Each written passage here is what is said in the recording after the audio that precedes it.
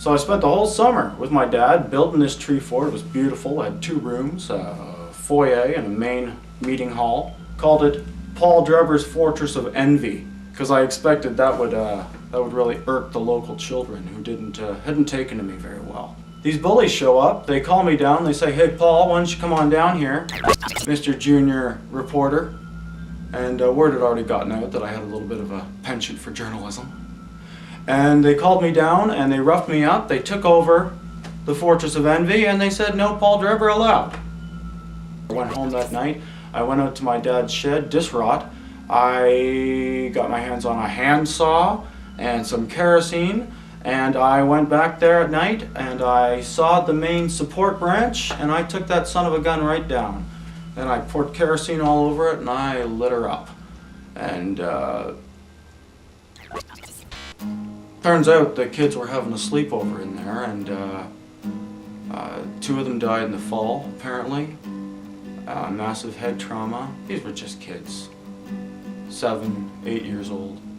And the 3rd one, who was pinned down by a branch, probably burned the little guy to death.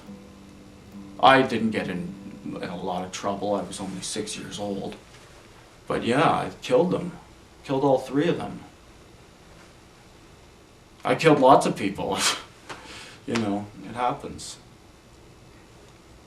Killing people. My stepmom, there's a heck of a story. Killed her. Come home from school, I'm 16 years old. I find my stepmother in and out of consciousness. I drag her out to the car. I've got my driver's permit.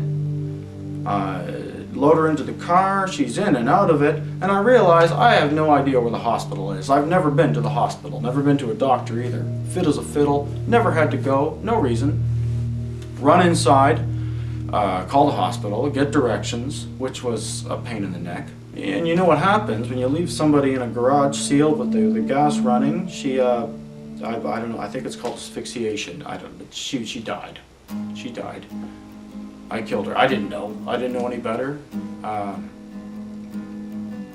My father was not as angry as you'd think.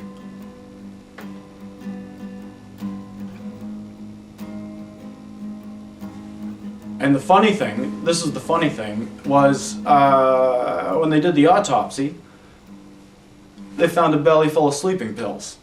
So, you know, I guess she got her way in the end.